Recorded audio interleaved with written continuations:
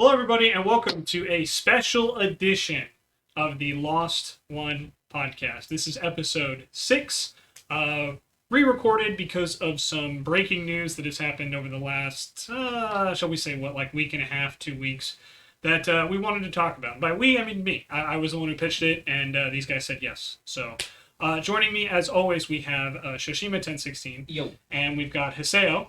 Hello. As our very special guest, which is how I've been advertising you in all the descriptions. It's not just special guest, it's very special guest, Shoshima, which may or may not have been influenced by very special agent Anthony Donoso from NCIS. I will neither confirm nor deny that. But He's special, all right. Yeah, extremely. Yeah, I won't conform either. This is a Rebel podcast.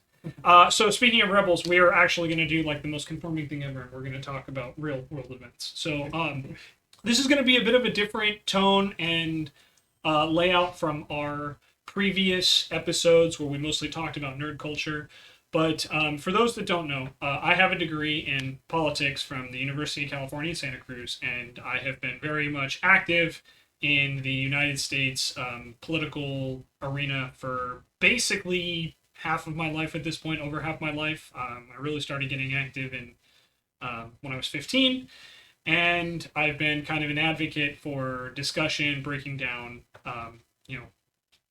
basically the facts, the fiction, and the art that is politics. And yes, I am counting bullshit and lies as art in this case, because it doesn't really fall into the other two categories. As a professional bullshitter, I agree. Yeah, right?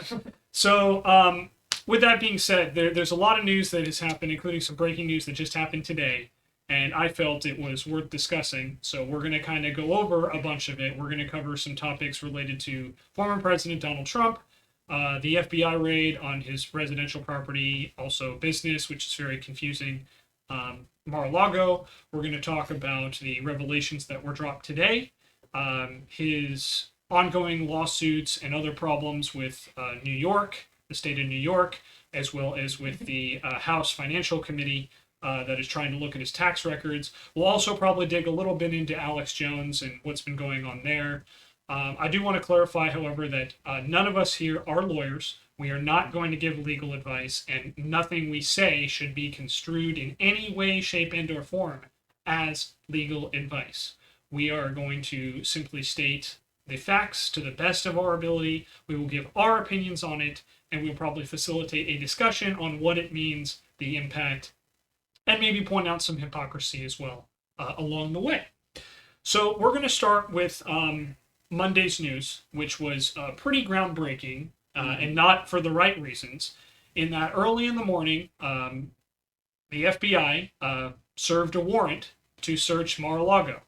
The warrant was signed by a federal judge, which means they had to prove some kind of intent or show some kind of evidence that the warrant was necessary. The judge had to sign off on it, and then the FBI had to go to Mar-a-Lago and they had to present it to whoever was in charge at the time. It is notable that at the time, former President Donald Trump was not at Mar-a-Lago. He was in New York preparing to be subpoenaed by the Attorney General relating to his possible tax fraud in the state, with his relating to his real estate dealings. And we'll talk about that in a minute.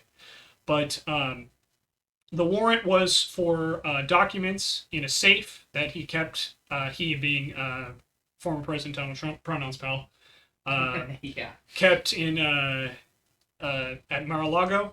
And that was really all the information we had. And in fact, we may not have even found out about this raid if former President Donald Trump had not loudly used his big mouth, announced that he was raided. And the reason why was he rated like a Twitch streamer? Like, thanks for the raid, right? Yeah, apparently, but in this case, it was the FBI. So sorry. No. I mean, that was the word he used. So yeah. This is where you put in that one name. FBI, open up. Yeah, right. But yeah. So essentially, we didn't really know a whole lot more information. Obviously, that was a pretty breaking story. It, as you can imagine, set off a political firestorm. Notable Republicans like Senator Marco Rubio and House Minority Leader Kevin McCarthy both expressed outrage almost immediately, even threatening retaliation, implicitly threatening retaliation against the DOJ. Fox News and their opinion staff, like Hannity, I think his name's Walters or Waters or something. I don't know. Some kook who spouts conspiracy theories on Fox. Go figure. Laura Ingraham all basically jumped on it and said this is a political witch hunt. I believe that some of Donald Trump's children even went out as far as to say the FBI planted evidence at Mar-a-Lago, which kind of became like the new right-wing talking point. For the record, there's been no evidence that the FBI planted evidence at Mar-a-Lago at all. They even tried to cast doubt on the fact that they had received a warrant, which I think that was one of the Trump lawyers tried to do that. And by the way, I'm again not a lawyer, but doesn't seem like a smart legal move to, imply that a legal process wasn't finished when they did. Clearly understand it's been finished. Yeah. That just doesn't seem like a smart decision to me. But again, not a lawyer, so can't speak to how legal that is. But First Amendment does cover, unfortunately, an awful lot. Yeah. Also, very fortunately, it covers an awful lot. So. Yeah, for double-edged sword. Yeah, exactly. Like most things that end up with extremes, there are people who will absolutely take advantage of it. And that line of where free speech ends is a hotly debated one and often very subjective. Mm-hmm. So that I feel confident saying. But yeah, so as you can imagine, it was a political shit show. And Merrick Garland, who's the Attorney General, appointed by President Biden, notably, it seemed like a very unusual move for him. As someone who really hasn't spoken out a whole lot or even given a lot of press conferences as Attorney General during his tenure.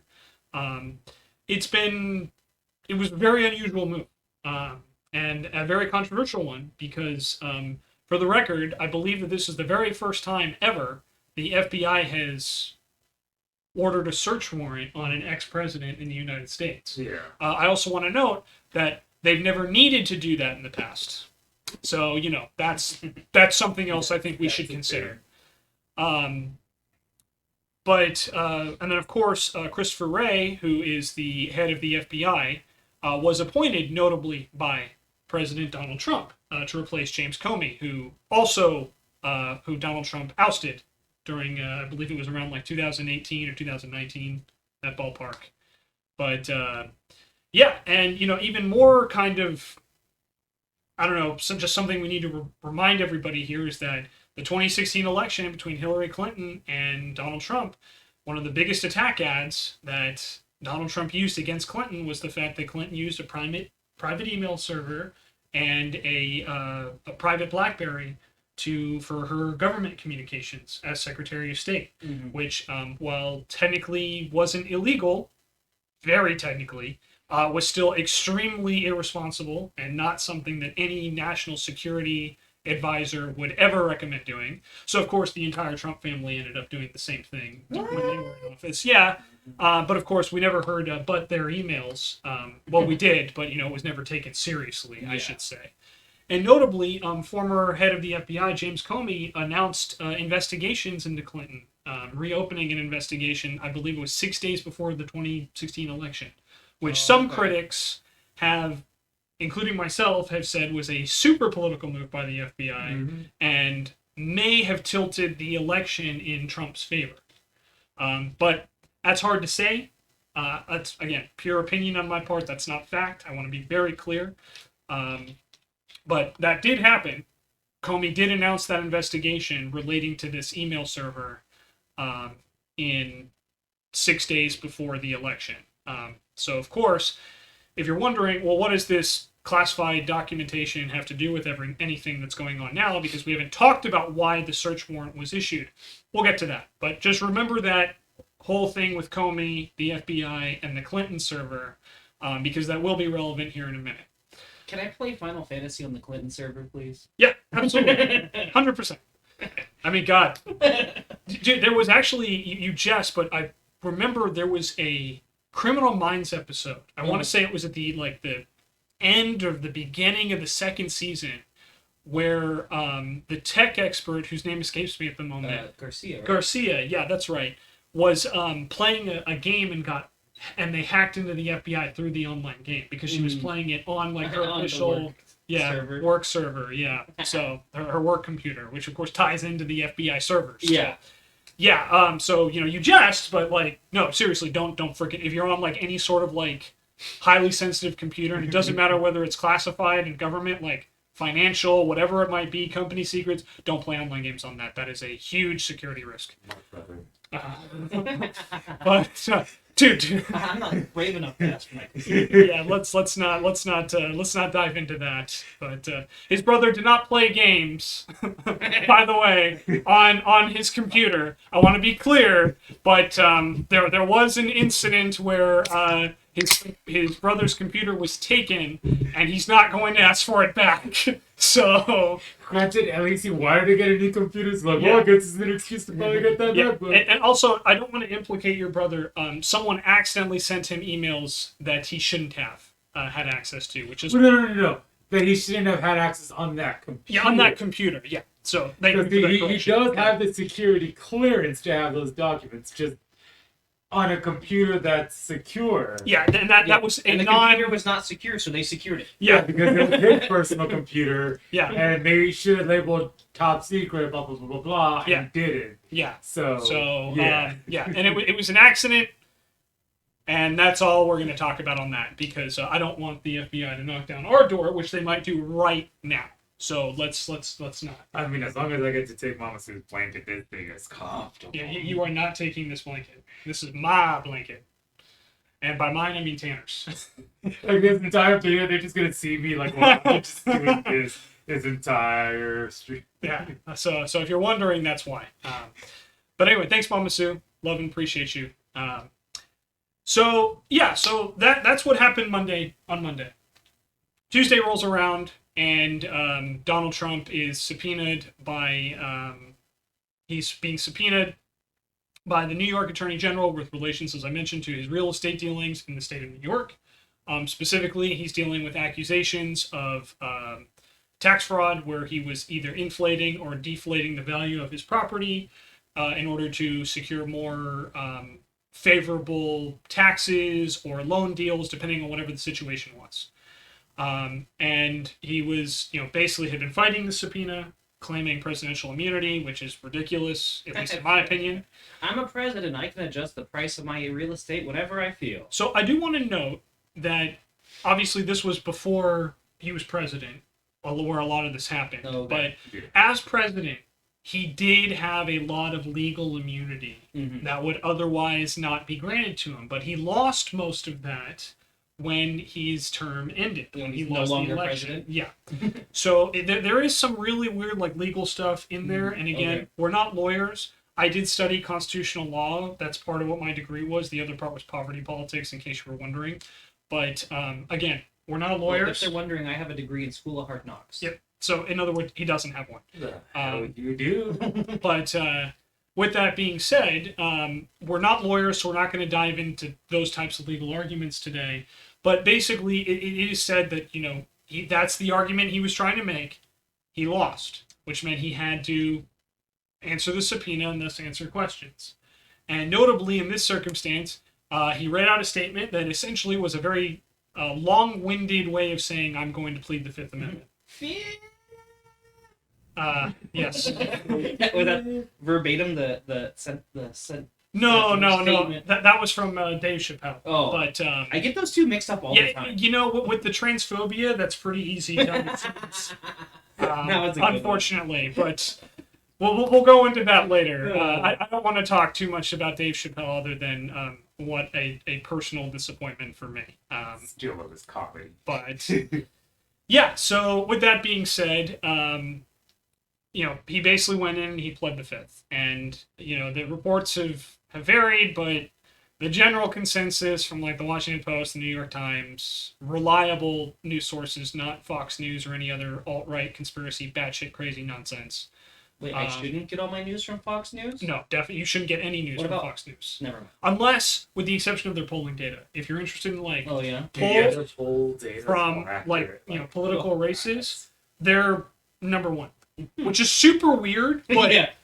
but you know, again, separate teams. So And it does always shock them too when they see the data. They're like, wait, what? yeah, it's they tend to have, I believe, it's among the most accurate polling data in the entire country. And you know, as someone who again will decry Fox as not news but propaganda, I will be the first to say, yeah, their polling is generally top tier. Like, Then when we say polling, we're not talking about the strip club, right? no, we're not talking about that. Although knowing Fox and with all the sexual harassment lawsuits they've paid, that also might have been included in that. But that's a separate polling. That's a different polling that they poll. So, up next, because you guys haven't had enough, is at the same time, an appeals court ruled that basically the Democratic-controlled House could get Donald Trump's taxes, which have been a huge source of controversy since well before he became president. But, you know, and I want to be clear, just because an appeals court ruled on it doesn't mean it's done. The Supreme Court will probably hear this case, and if the Democrats lose the House in November, which they're currently projected to, the Republicans will probably drop the inquiry, and it will become moot. Oh, okay. But that's, again, if important to go out and vote, everybody. And I'm not going to tell you how to vote, but go out and vote if you can. Just don't do it out of ignorance. Read your stuff. Go vote. Can I vote a cat as mayor? Yeah. Certain places, yes. Yeah, absolutely. No, I know. I've heard of places that actually did that. Yeah, I think there's a cat who served like 15 years in Alaska for a small town or something like that. And he has like universally high approval ratings. So, you know, might be onto something there. I don't know. Maybe they're Egyptian. Yeah, I mean, maybe. But, yeah, but anyway, so that was kind of another big legal blow that happened to Donald Trump. And, you know, so it's been, as I've said, a pretty crazy week. He suffered a lot of legal defeats. Notable, the one thing we didn't touch on, and I will state this because I can get sources if anyone needs them. Pleading the fifth in a civil case, which is what the New York case is with his real estate holdings. It's a civil case. Is not necessarily as effective or as good as it is in a criminal case. In a criminal case, if someone pleads the fifth, the jury is not allowed to use that plea against them. It's a really effective media tactic, one that Donald Trump has used constantly in the court of public opinion, once famously saying that if you plead the fifth, you're guilty. But in actual court of law, in criminal law anyway, if someone pleads the fifth, you as a jury are not allowed to really infer anything about that, because that is your constitutionally protected right against self-incrimination. But in a civil case, it's a little bit different. The judge can instruct the jury in civil cases to read in that any question they take the fifth on could be negative towards the defendant. And that's not a verbatim, like, legal quote, obviously, but that's the crux of it. And there's been several cases on it. I can cite them all for you if you need to, but, you know, again, that's the difference. So pleading the fifth in a civil case is not great, but it's still better than perjury, which is another criminal, or an outright confession, which guarantees that, you know, you'll be found guilty pretty much. So, you know, he didn't really have great options there, but that's where things are. So we talked about all this legal trouble and the firestorm that happened necessarily with the raid at Mar-a-Lago. That was obviously in the headlines. I referenced that several notable Republicans spoke out against it. They jumped on it, some even making implicit or direct threats against the FBI and the DOJ. Rumors were flying. There were lots of sources going on. But the one thing that happened is on the extreme, and I'm not even going to say the extreme, on right-wing social media circles, whether it was Twitter, Truth Social, the Donald, which was formerly a subreddit, but is now kind of its own like hub, 4chan, whatever it might be, you know, threats of violence against the judge who signed the warrant, Merrick Garland, Christopher Wray, and the FBI, as well as, of course, the usual Democrats, anti-Semitic, anti-transphobic, anti-LGBTQA, you know, threats. Yeah. They all basically escalated, and we saw that continuously. And as I mentioned on Fox News' opinion programming, which is hosted by Sean Hannity, Tucker Carlson, and Laura Ingraham, to name their three most prominent, they basically were fueling the flames. And you can see it in their like cryons. And what they said was basically like, this is a political hit job. They connected Joe Biden to it. They essentially, were really just feeding into the fire. And then you had people coming on like Mike Huckabee and, the Trump family, Laura Trump, Eric Trump, Don Trump Jr., basically coming on and doing what Donald Trump does best and playing the victim. And all while stoking this like anti-FBI, political hit job narrative. Yeah. The reason why I bring this up and the reason why I brought up the classified documents is because sources for the New York Times and I believe for the Washington Post and CNN, and MSNBC, all started reporting that the investigation was somehow tied in to Donald Trump taking classified documents from the White House after he left and storing them in an unsecured location at Mar-a-Lago. Now, I want to be very, very clear, because there's been a narrative going around that, Barack Obama took like X number of documents from the White House. That is true. However, the difference is that with the Obama documents, they were taken after they had been declassified. And fun fact, the President of the United States has the right to declassify pretty much any document, with some exceptions, willy-nilly, which Donald Trump actually did almost immediately into his presidency when he invited the Russians into a private conversation and shared classified information with them. Which, again, ethical? No. A stupid decision? Extremely. Within his right as president? Unfortunately, yes. But, so that is clear. But in this case, what separates the Obama one is that those documents were given to the Obama Presidential Library that's established.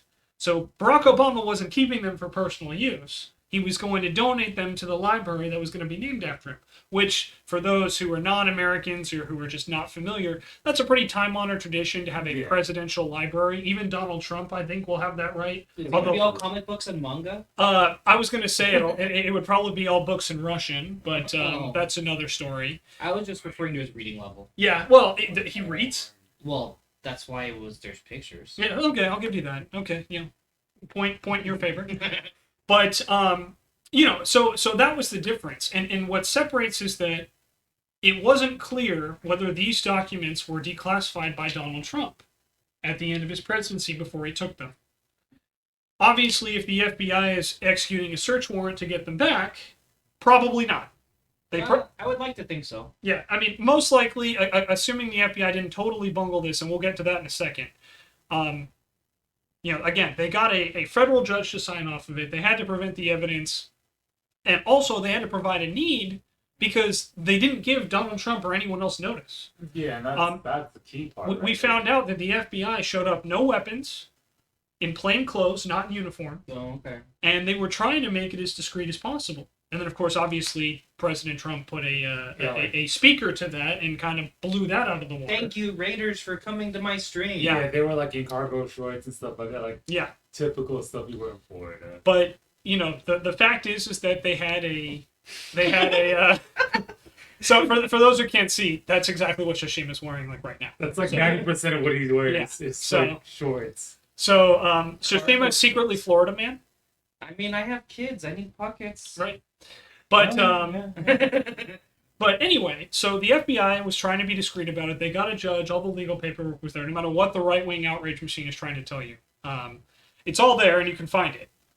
And basically, it was leaked that, hey, this is not tied into the January 6th investigation, which we haven't even covered yet. Yeah. But for those that don't know or are living under a rock, Donald Trump is currently being investigated by a special committee, the January 6th committee, for his involvement in the insurrection attempt on January 6, 2021, to stop the peaceful transfer of power from Donald Trump to Joe Biden over this big lie, which is that Donald Trump actually won the 2021 election. I'm going to say clearly and unequivocally for the record, that is a lie. Donald Trump lost the election. He lost the popular vote again. and he lost the electoral vote. So he did not win the 2020 election. There was no stolen election. There was not enough voter fraud to even come close to overturning the results. And even all the fraud they did find, most of it was people voting for Trump. Yes, that's also true. So it's something that we need to establish, that Donald Trump is also under investigation, and they've had, I think, 8 public hearings over it, and I've watched every one of them. But some amazing hearings. some were, some not. But we'll talk about the January 6th stuff in a minute here. But I want to goody, because I have no idea. I want to be very, very clear that this investigation was not linked to the January 6th finding. So it has, as far as our knowledge and all the FBI informants and everything that's been reported, it has not tied into that insurrection attempt. It was instead tied into what's known as the Presidential Records Act, which basically is the guidelines and instructions for how to handle classified information. And the long story short is Donald Trump allegedly was storing classified documents taken from the White House after he lost the election in Mar-a-Lago that were not secure. There was news came out that he was subpoenaed over it and turned over some documents, but at some point the FBI began to believe or got information indicating that he did not turn over everything, which is what led to this search warrant. Yeah. And we're going to get into the news that developed today. But basically, after it was found out that this was not tied into the, he was raided over classified documents, the Republicans and the Donald Trump supporters, the MAG hats, basically went ballistic over Hillary's email server, Hunter Biden's laptop, any straw man argument they could come up with. And I'm not just talking about average Joes who don't follow along or just listen to everything their dear leader says. We're talking Speaker of the House, Kevin McCarthy. We're talking Senator from Florida, Marco Rubio, Lindsey Graham from South Carolina. Mitch McConnell, who's the Senate Minority Leader on the Republican side, also made a comment about the FBI needs to reveal what's going on right now. They all basically dove under the moving train for Donald Trump. And of course, you can already guess how Trump reacted, not well. And his kids went on Fox, and Hannity and all the others just went out of their way to try and defend him. Why is he being raided over a national archives, because that's who's in charge of handling classified documents, dispute with the president? Why is this? Which is a fair question, but it's also ignoring the fact that they had to take all these legal steps to get there. Yeah. So they went through the proper channels, and the proper channels are there to make sure it's okay to do that. Yeah, and I don't think any one of us here is going to say that the FBI or the police are without fault. But there's a lot more to get a federal search warrant. And then on top of that, you're adding the political firestorm by investigating a former president and likely presidential candidate for the next election. Yeah. That's just a shit storm. So you're not going to do something like that likely. Yeah. You're just not. Yeah, so most people rightly suspected, as we will find out, that this search warrant had to come from the top of the DOJ, which is why I brought up Merrick Garland and Christopher Wray, who are the respective heads of the Department of Justice and the FBI. Mm-hmm. But basically, the circus opened up, and the violent rhetoric escalated. And it basically came down to this whole thing that this morning, a man armed with a nail gun and what has been described as an AR-15 style assault rifle. I think that was the term, but I don't know guns. So. Probably, but it's a really common style gun. Yeah, I'm not an expert on it, so Oh, I'm not either. I just know ARs and AR-15s are very common. Yeah. So gun owners, I apologize. I'm just trying to read out what the facts are. I apologize if I get any specifics wrong. I don't want to turn this into a gun control debate thing because I'm very ignorant. I have my opinions, but they're not informed opinions. Let me just put it that way. So they're not worth talking about. So he basically walked into the FBI visitor center tried to shoot bulletproof glass with his nail gun, realized, oh shit, this is not anti-ballistic nail gun, because those do exist, but we're talking like super high-powered, like heavy-duty construction level, like nail gun. That's what can break through like ballistic defenses. That you have to connect like an actual like air tank or something. Yeah, I would imagine. Again, I can't speak to the familiarity. I've never used one, but I could only imagine. Yeah, you would need an air compressor to fire a nail through bulletproof glass. I would imagine so. But point being, Yeah. he tried to shoot through, and obviously didn't have a lot of success. He then ran, got into a gunfight with either local police or state police and the FBI in a cornfield of all places that lasted several hours and ultimately resulted in the suspect's death. The suspect has since been identified as a possible person connected to January 6th, a diehard Trump supporter, and who posted on Truth Social admitting that he tried to break into the FBI and that he failed, and that if they try to sweep it under the rug or if he disappears, the FBI or the police got him. Among that, he also had several posts of very violent imagery, anti-transphobic, anti-leftist, basically advocating for the death of his perceived political enemies, calling for war, which is something, as I mentioned, was a very common thread in conservative circles on social media. I personally had to report several accounts on Twitter for advocating for violence against their fellow Americans, calling for a civil war over the fact that the FBI raided Mar-a-Lago on Monday. And of course, that dangerous and violent rhetoric most likely probably inspired this guy to try to kill FBI agents. Luckily, the good news out of this tragedy, because it's never good when someone loses their life, especially someone who has unfortunately been misled by the news organizations and by the public figures he trusted. No police or bystanders were harmed. No one was taken to the hospital. The only casualty, unfortunately, was the suspect who attacked the FBI office in Cincinnati today.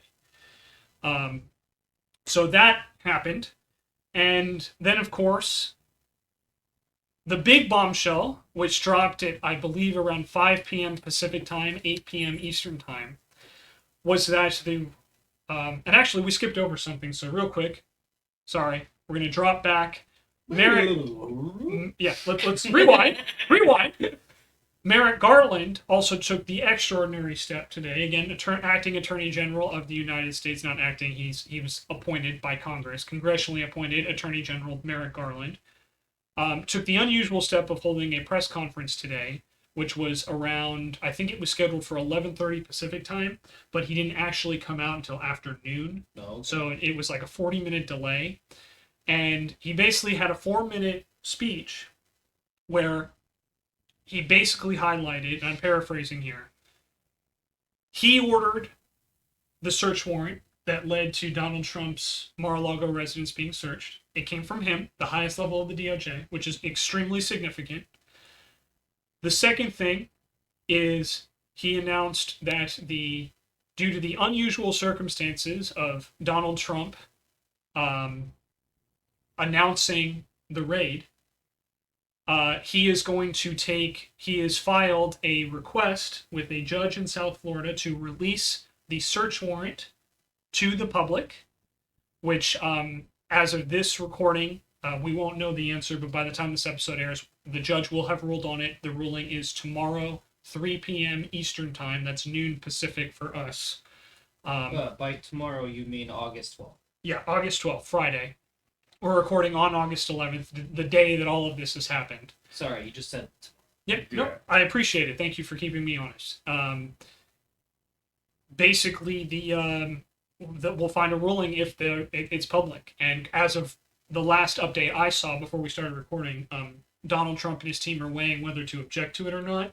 I did speak to a lawyer, a friend of mine who is, I don't really want to call a friend, but an acquaintance that I often talk to about political issues. And basically the way that this lawyer explained it was the judge will have to make a ruling. So even if Trump does object, there's a chance it will still get released, depending on how strong and how reasonable his objection is. So we'll see what happens there. Garland also announced that they attempted to get these documents through other means, which I believe was referencing that subpoena that Donald Trump received in June relating to these documents, and that they understood the implications of raiding a former president and potential political candidates' residence. And last but not least, he decried any attempt to threaten, intimidate, or discredit the FBI agents who partook in the raid and the FBI as an organization, essentially telling them to, essentially putting more of the heat on him because it was his decision to, approve the warrant and the search and the raid. So, which, to be honest, is putting him at the center of it, which, this guy is risking his career. Yep. You know what I mean? So that just goes into how much faith he put into this. He's like, this could be his career ender if everything goes bad. Yep. This is I think, to speak to the significance of the decision. So, of course, after that, which it's very rare for any attorney general to take these steps, to speak about an ongoing investigation, which he didn't give a lot of detail on because of Department of Justice policy, but he, this was very unusual press conference as it was, and only a couple hours later, the big bombshell just dropped, and this is what ultimately, if I'm being honest, is what caused me to want to switch gears and release a topical podcast episode rather than a general nerd culture one. According to the Washington Post, who has sources within... Sorry, Tanner is trying to move by, and he's a big dog and don't want to knock anything over. The Tannerang. Good boy, bud. According to the Washington Post, the documents in question that the FBI was looking for were nuclear documents. Top secret, highest level of defense knowledge in the United States. And while we do not want to speculate on what charges may or may not occur, the fact that a former president is in possession of unsecured nuclear secrets for the United States is, in my opinion, one of the single biggest national security risks this country has ever seen. The nuclear codes, along with information on our systems, is highly protected, and unless I'm very much mistaken, is actually immune to the normal presidential powers of declassification. I could be wrong on that, don't quote me. So, in other words, potentially this is a treasonous act. And I do want to say potentially because obviously the Washington Post, as of this recording, is the only major source to have gone out on a limb and reported this. Everyone else is citing the Washington Post report. But I don't see the Washington Post risking their necks unless they found the sources to be extremely credible. Yeah. And given the fact that it does seem to be tied to classified information, and they took the unusual and highly risky step of executing a search warrant on a former president's property, a former president who has a very devout, hardcore fan base prone to violence, as we have seen on the January 6th incident, as well as the FBI attack on the FBI this morning. I must confess that it does seem to be the logical conclusion is, why would the FBI risk all of that for anything short of national security? Mm. And again, I want to be clear, this is unconfirmed outside of a single Washington Post report, but that to me was the straw that broke the camera's back, is if... The camel's thing. Yeah. Sounded like you said camera. Oh, Yeah, that's camels. right. Yeah, Sorry. No, you're good. So that's where we're at. And that's all the facts of the situation without diving into January 6th. So let's take a couple minutes and just try to unpack all of this. And I want to be very clear. Everything we say here is opinion. It's not legal advice. It's not fact. We're just going to have a discussion. And whatever I can and say does not affect a court of law. Yeah. So. Not used in a court of law. Yeah. We're going to use our podcast privilege. Podcast privilege, which is not a thing, not an actual concept, but we're going to pretend. Two white for the guys sake in of this. Haseo. Yep.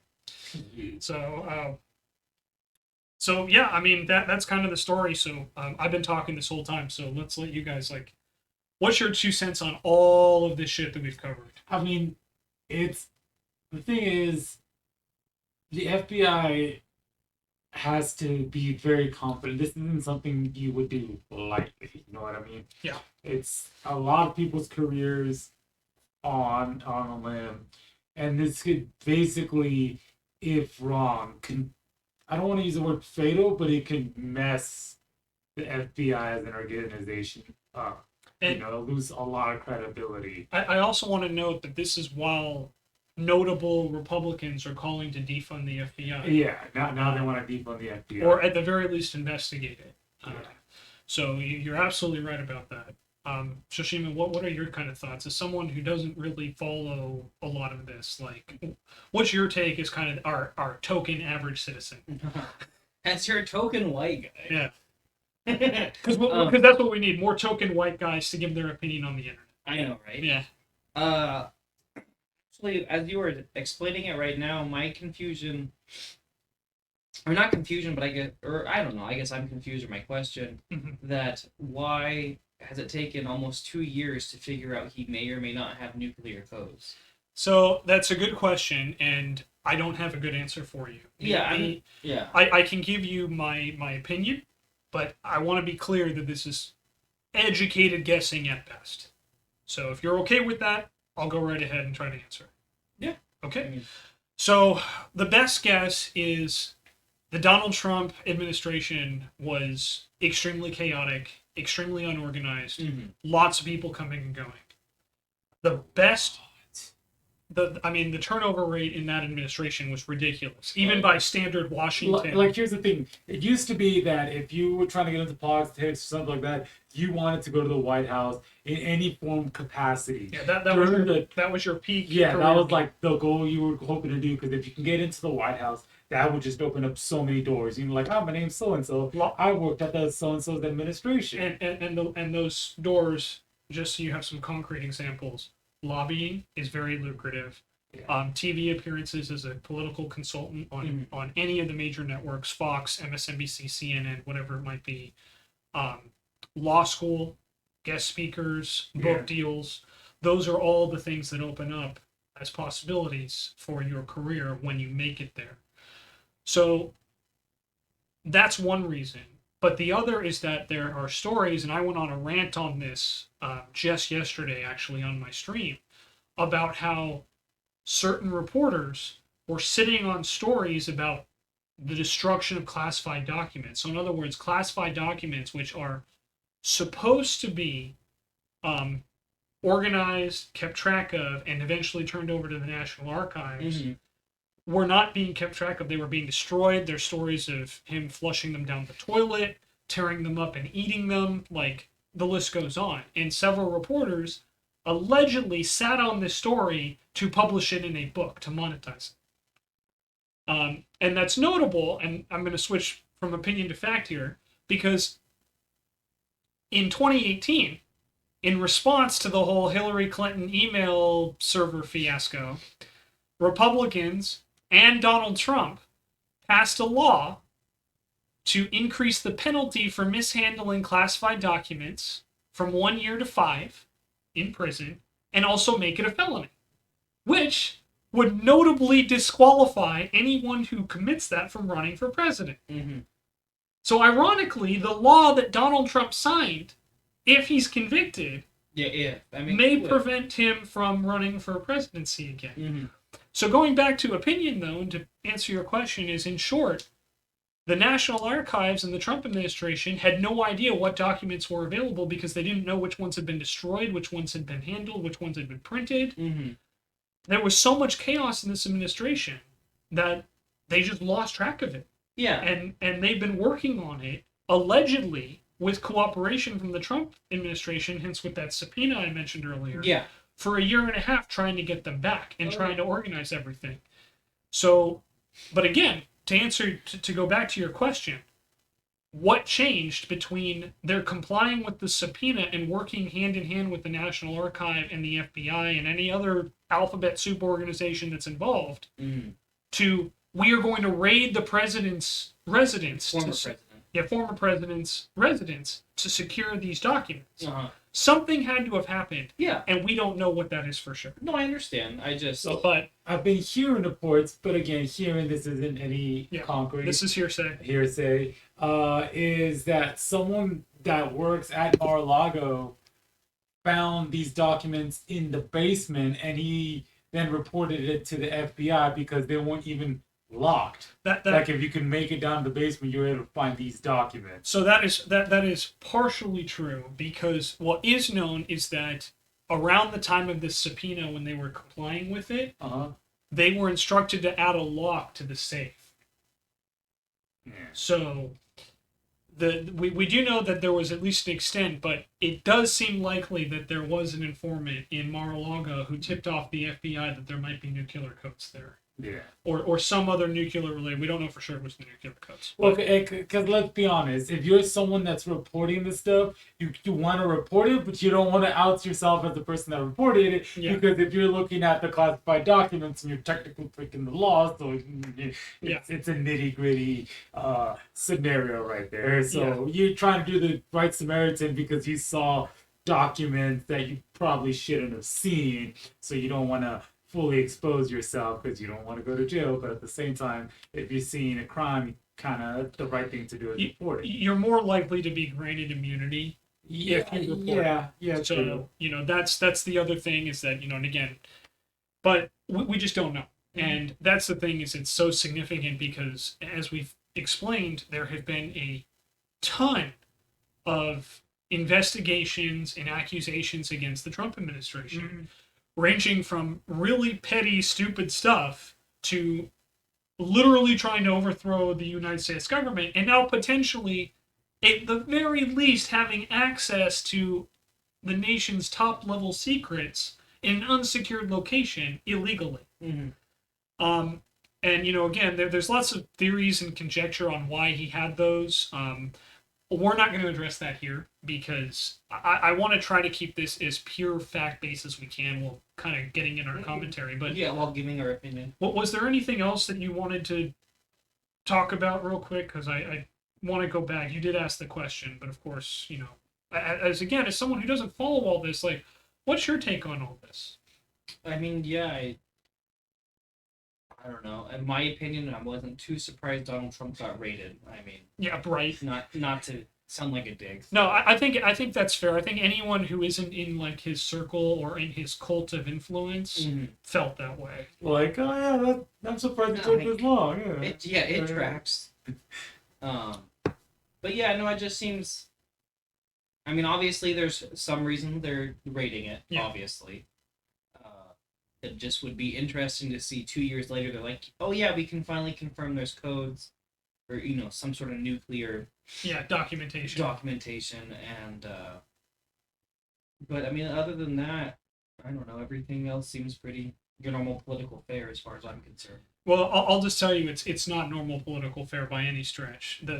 It's been normalized, which is super unfortunate. But this is the type of thing that before Donald Trump ran on would have disqualified most normal people.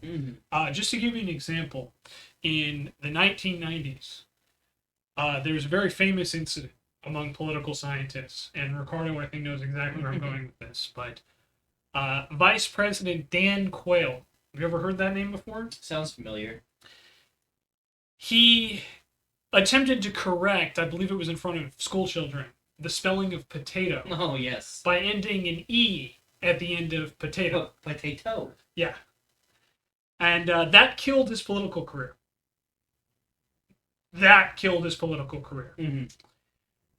What we have seen, obviously, in the decades since. Speaking of killing political careers. I know what you're going to. His, I can't even remember his name anymore. But we have seen a rapid escalation in what is acceptable, but only for right wingers.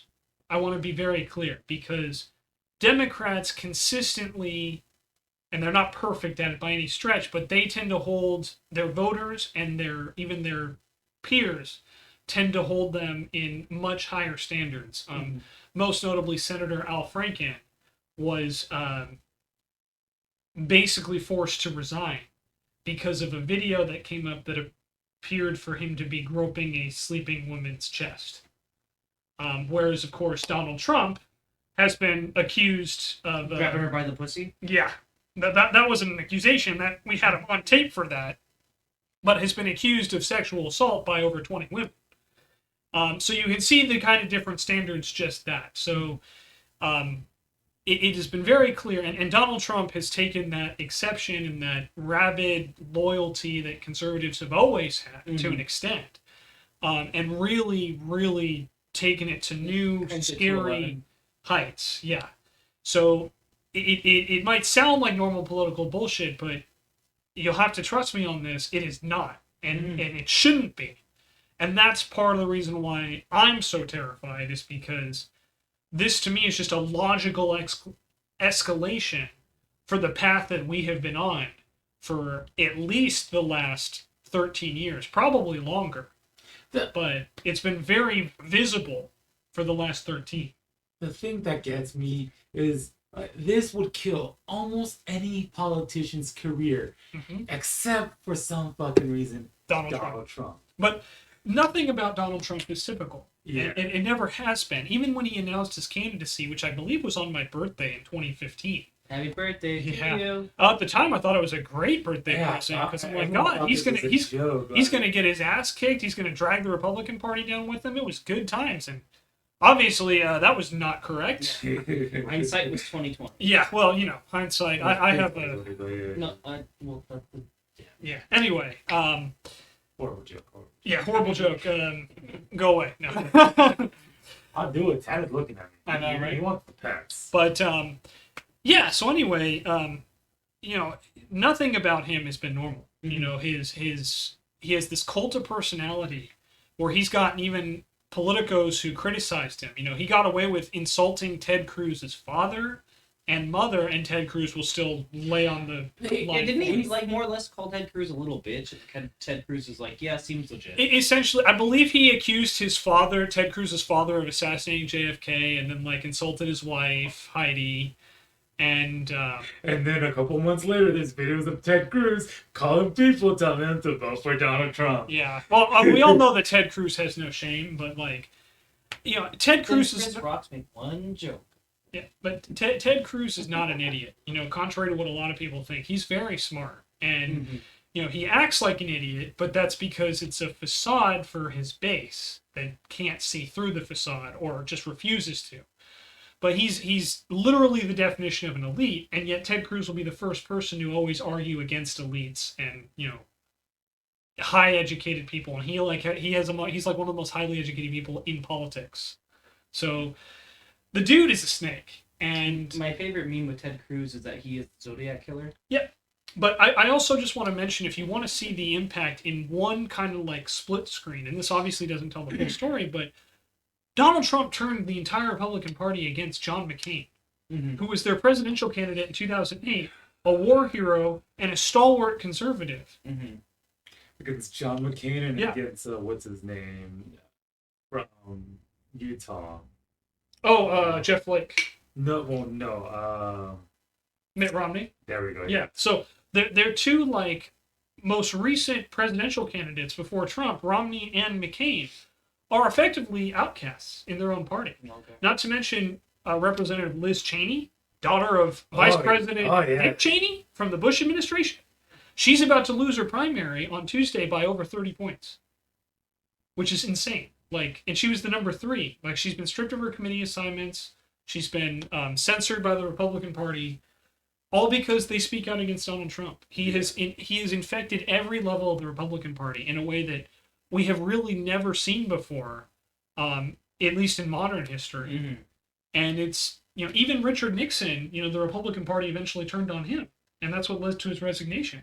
Yeah. But we saw here through 2 impeachments, both of which were extremely credible, and a literal coup attempt, and now stealing of classified documents. Yeah. They stuck with him at all levels, and it's really terrifying. They're drinking the Kool-Aid. Man. Yeah, and the thing is it's like, they're willing. And they're willing to go to extreme lengths, whether it's attacking the U.S. Capitol building, making threats online, public threats, even and they're not doing it like behind anonymous accounts anymore. Like, they have people like Steven Crowder, who's a notorious online right-wing personality, calling for war, publicly, and it's terrifying to see where we're going, especially when you throw in more context of the Supreme Court, which is stripping people of their rights, like they just overturned Roe v. Wade. They're making access to guns easier and easier in the face of record numbers of mass shootings. We're literally getting law enforcement offices are being targeted. Federal officials and judges are being doxxed, where their personal information is being released online. And these people have guns, and they're willing to use them against their fellow Americans. It's really, really terrifying, and it is absolutely not normal. This is probably the worst state the country's been in since the Civil War, as far as, against itself. And while Donald Trump was not the source of this has been happening long before he entered the picture. He has taken it to an entirely new, consistently escalating level. Openly siding with our political and geopolitical enemies over his own government. Yeah. Trying to sabotage our alliances around the world, distancing ourselves from our closest allies, cuddling up to dictators. None of this has been normal, but it's been this constant outrage machine that has basically made the average person, and even people like me who follow it pretty closely and try to stay informed, so exhausted you just can't keep up anymore. And that has been, unfortunately, the new normal. And it is not normal by any stretch. And that's, quite frankly, the most terrifying thing about it is seeing this reaction that the same people who literally spent the last, 5 or 6 years arguing against defund the police are now, first of all, they brutalized the police on January 6th. Yeah. And now they're attacking the FBI and advocating for killing and murdering them just for doing their jobs. And to defund them. Yeah. It's been a absolute insane turnaround, and it really has shown that at the end of the day, these people do not seem to have any real value. It is either you are with us or you are against us. And quite frankly, I don't know how we're supposed to respond to that. Because, again, as I stated, these people are armed.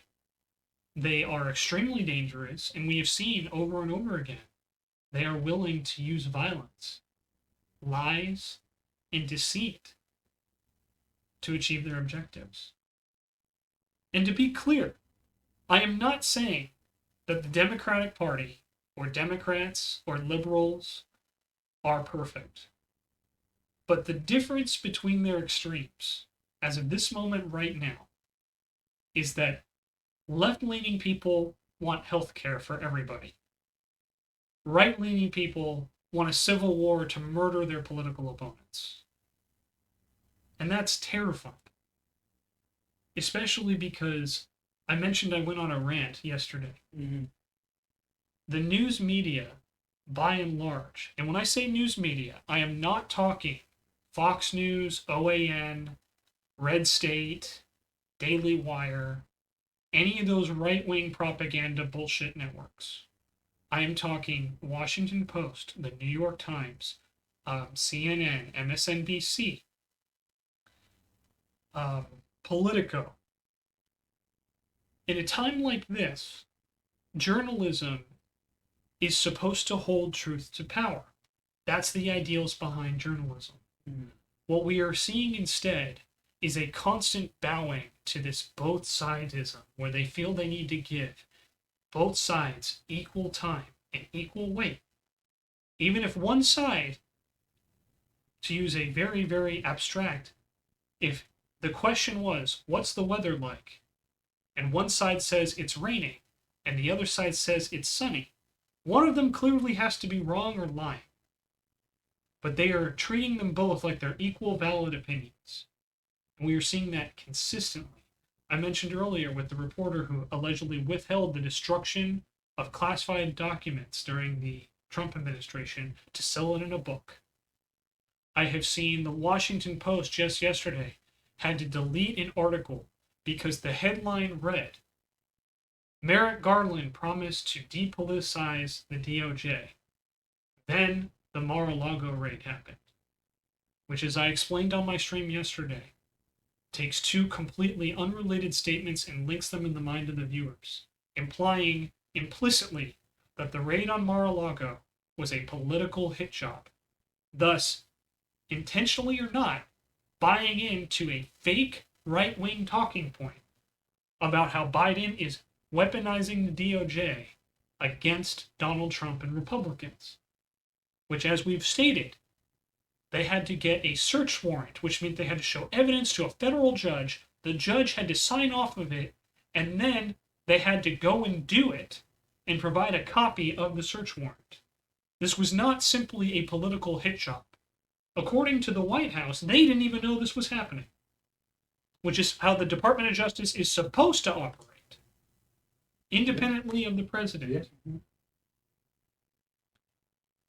But our news media is failing in their one duty, and one of the most important duties in any type of democratic institution. I understand, and everyone out there who might comment and be smartass, we're not a democracy. You're right, we're a democratic republic, but point being, we still have democratic parts of our government, okay? Is to hold our leaders accountable, to hold them to truth. Mm-hmm. And when you are withholding information, important information about law violations so you can monetize it in a book, when you are framing your articles in a way that is not only disingenuous, but is outwardly favoring a false narrative, when you are using your Twitter platform, where you have hundreds of thousands, if not millions of followers, to post quotes from people who are not related or have any experience and no context to that quote, pushing a false narrative, you are failing at your job as a journalist. And that's the other reason why I'm so terrified. The guardrails, the checks and balances that were supposed to prevent this from happening are not working. Mm-hmm. And again, it is very important to say that a lot of these problems predate Donald Trump. But the fact that Donald Trump is still a contender and very likely to win in 2024 is terrifying. Mm-hmm. And the fact that our journalists that we're supposed to rely on to hold truth to power are not doing their jobs, or at least doing a piss poor job of it, is also really frightening. That's why I needed to talk about this today. And again, I want to apologize because normally we have a good time here. We laugh, we joke, but this is a very, very serious issue.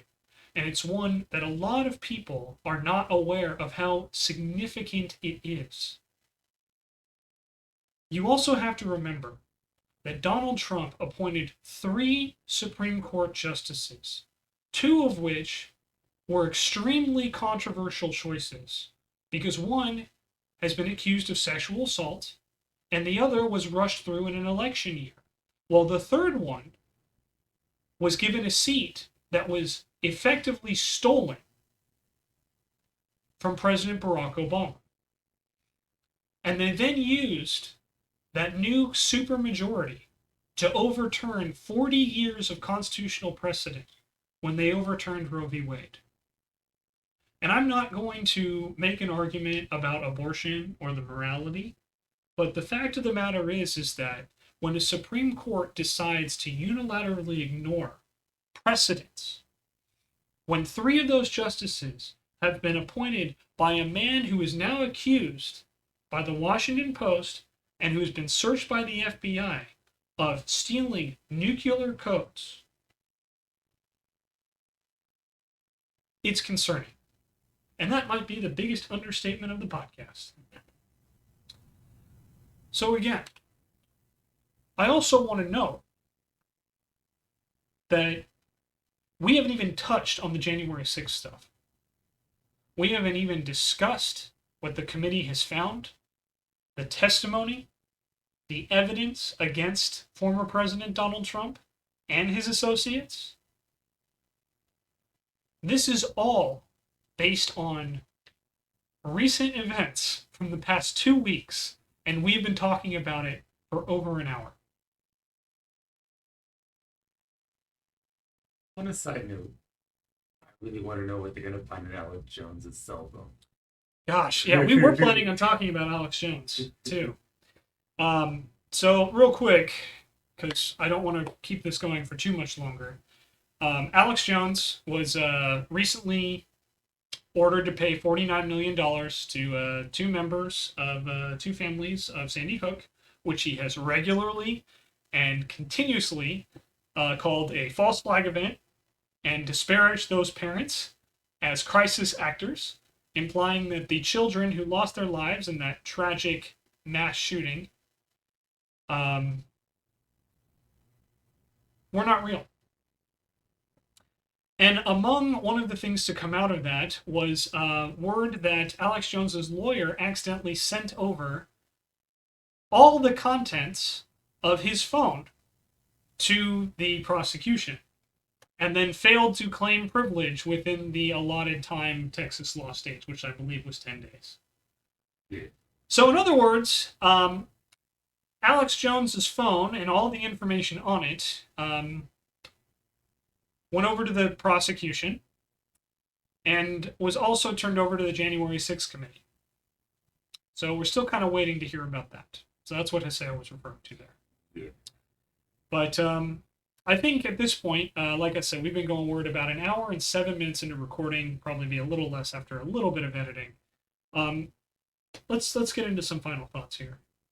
Haseo, how about you? It's fucked.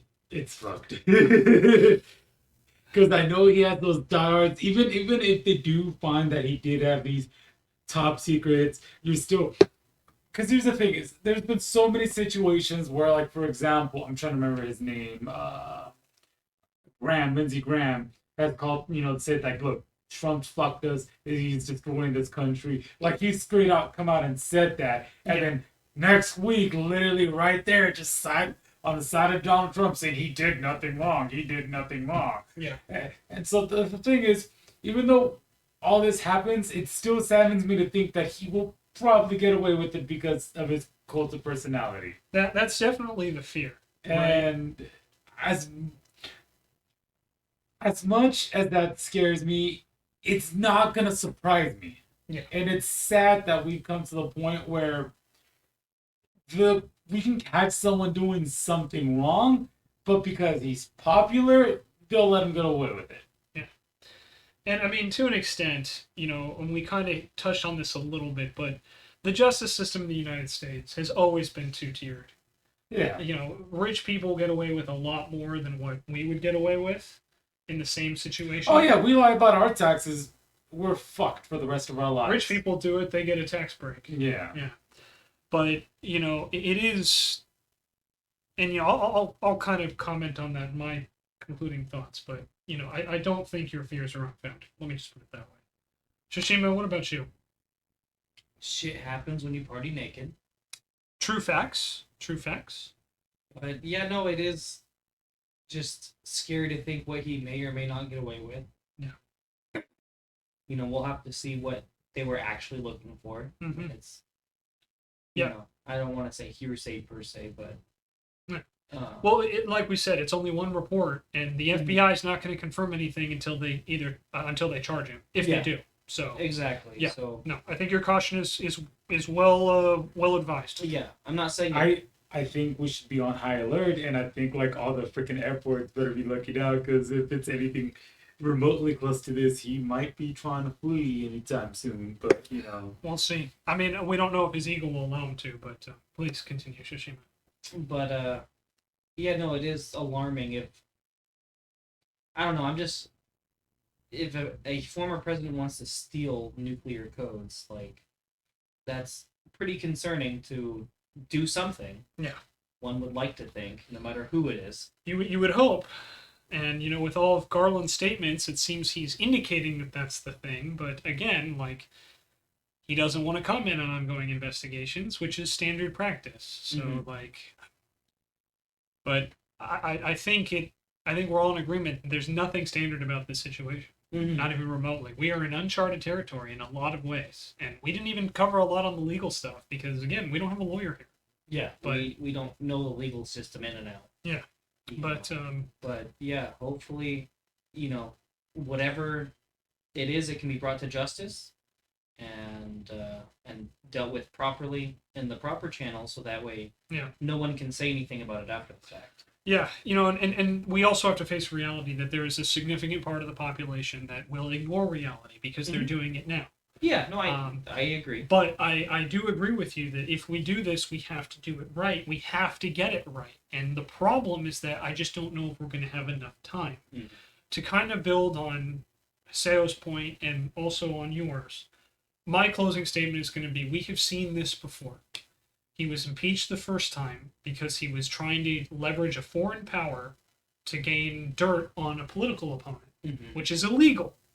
But the Republicans in the Senate refused to punish him for it. We had Robert Mueller, who was investigating him for obstruction of justice. And Mueller time was a big thing among certain circles that I followed. And I don't think I ever bought into it that much, but there was a hope that Robert Mueller, this icon of impartiality and justice, would do something, only for him to yield to a Richard Nixon era justice policy and basically stop short of accusing him of any crimes. He laid out the framework, which was then spun politically to say that he was exonerated, which is not true. Yeah. But that was the second time. Then January 6th happened. And he was impeached again. And while he got very close to being successfully impeached, the Republicans still refused to impeach him. And their argument was he had already left office. They let him off because it happened by the time first of all, Mitch McConnell refused to hold the impeachment trial before the end of Trump's term because he was impeached almost immediately after January 6th, but they didn't hold the trial until after January 20th when Biden assumed office. And then they used that as an excuse to not vote him guilty.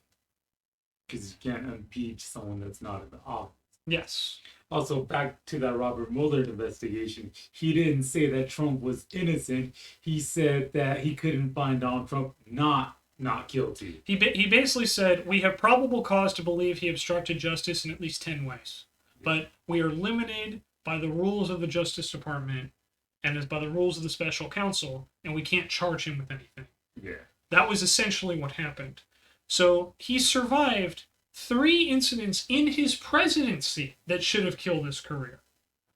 That's not counting all the bullshit he pulled as a candidate that should have killed him, where he mocked a disabled reporter, the grab him by the pussy tapes you referenced earlier, and all sorts of other horrible, vulgar things where he attacked Gold Star family members and veterans. And wasn't there reports of him walking through his daughter's pageant, changing rooms? Yeah, exactly. All sorts of accusations. 20 sexual assault. Just the pageants. Or was it just the pageant? Yeah, because he used to host beauty pageants. So he would walk naked through the dressing room. He would walk through the dressing room where the girls were changing. Yes. Some of which were mine.